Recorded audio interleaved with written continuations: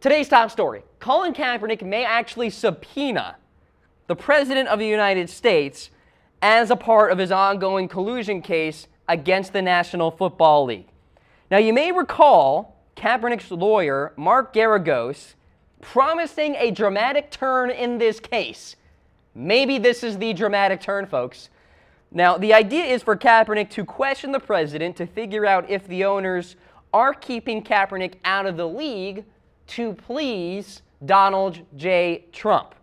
Now, several steps have to be taken here for this to actually come to fruition. And I'm talking about for the president to actually testify. First of all, the NFL system arbitrator has to grant the ability for Kaepernick to go ahead and seek this subpoena, because Kaepernick would be dealing with somebody outside of the NFL realm, right? If you take a look at the list here of some of the executives who have been questioned in the Kaepernick case, obviously all of these people are involved in the NFL. Robert Kraft, Bob McNair, John Elway, Roger Goodell, of course, Jerry Jones. Donald Trump is not involved in the NFL, so Kaepernick needs special permission from the NFL system arbitrator. Now, if that permission is granted, then a federal court must decide to issue and to enforce the subpoena requests. And even if that happens, the president is likely to fight any subpoena, considering he's fighting the Mueller investigation right now. I can bet you that he will fight this as well. So there are many sides to this. Whose side are you on? Are you on Team Trump? Team Kaepernick? Do you just want football again? Are you team don't care? Hit me up in the reaction poll. A like for Trump, a laughing face for Kaepernick. Give me a heart for team football. Give me a wow face for you just don't care. And the president has mentioned Colin Kaepernick by name before in some of his statements, so maybe that's part of the equation in terms of why he's involved in all of this. So there you go. All right, next headline here. Julian Edelman appealing his 4-game suspension. He was suspended yesterday for PED use. Loses nearly $1 million in salary with this suspension. He missed the entire 2017 season, by the way, with a torn ACL. So Julian's going to have to wait a little longer here to get back into the Patriots offense. Obviously, it's a big-time blow for that wide receiver core there because, well, the Patriots lost Danny Amendola in free agency. They traded Brandon Cooks away as well. That means Jordan Matthews, Chris Hogan, Malcom Mitchell are going to see increased repetitions in the regular season, especially in those first 4 games. Now, Julian Edelman can still practice. He can still be involved in training camp and preseason, but he is suspended for the first 4 games, but he's fighting it. We'll see what happens. All right, next up on the list, how about T.O.? He has declined the invitation to Canton, Ohio for the Hall of Fame ceremony. So he said, quote, "I wish to congratulate all past, current, and future inductees. It is quite an honor to be part of such elite company. This honor is something that I will cherish forever." Now, T.O. said he wanted to celebrate at another place. And I'm not going to sit here and criticize this guy, number one, because, well, isn't it the same logic with, like, Baker Mayfield not going to the NFL draft? He wanted to be with his family and all the such. Maybe Terrell Owens wants to as well. It's just a thought. I'm playing devil's advocate here because I know a lot of people are up in arms about this, including Chris Carter, who took to Twitter. Here he is. Terrell isn't going to be enshrined in Canton. I'm even more excited to attend the Hall of Fame weekend now.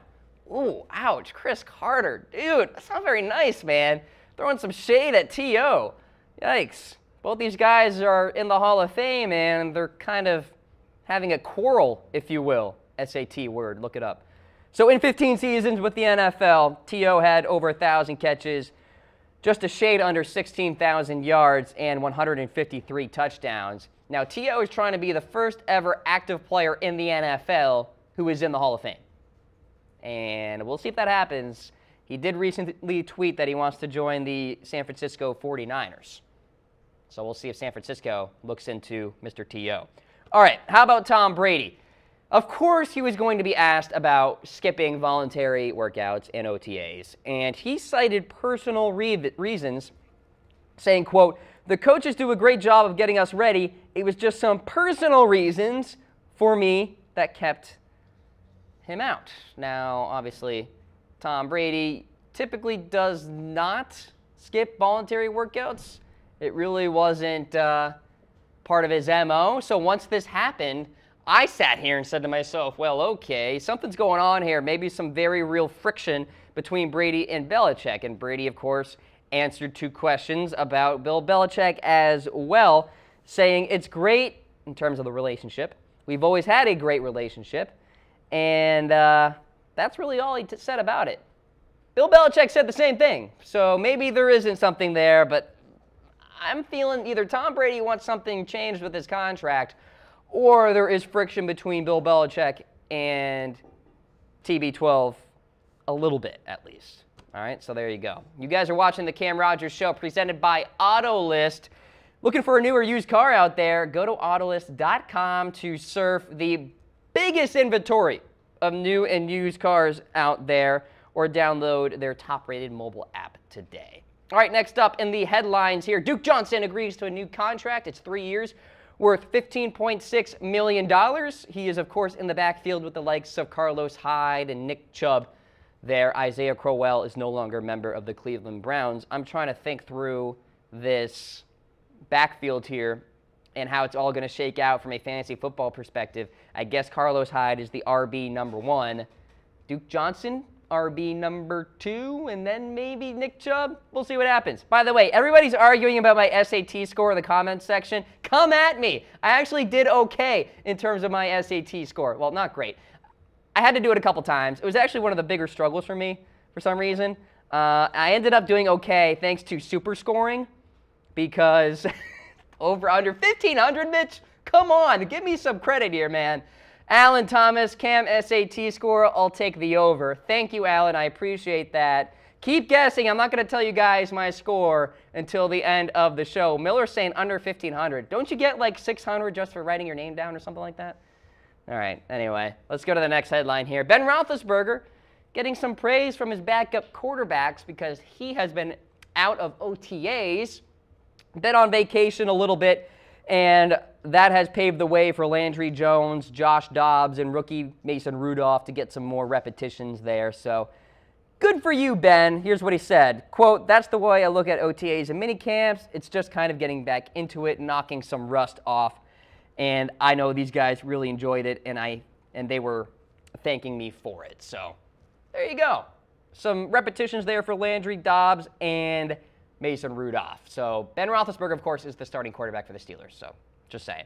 All right, so Malcolm Jenkins recently had a press conference, I guess you could say. Recently was with the media because he didn't speak to the media. He actually held up a few signs here as somewhat of a silent protest, if you will, in regards to the recent statements made by the President of the United States and canceling the White House visit. We do have some of these pictures here that will flash for you guys. Did not say anything, but hold up these cue cards. And Malcolm Jenkins has been at the forefront of the right to protest as an NFL player. More specifically, during the regular season, he held up his fist during the national anthem. Did not kneel, but he held up his fist. He's been one of the leaders of this movement here among all of the players out there, and he was actually involved with some owners' meetings in the past, trying to have an ongoing dialogue about this national anthem debate here. And there you go, Malcolm Jenkins responding to the president and what went down regarding the cancellation of the White House visit. All right, so there you go. All right, let's get to the next headline on the list. Andrew Luck is indeed close to throwing a football. That is great news for Colts fans out there. Head coach Frank Reich said, "I think we're real close." So that's good stuff there.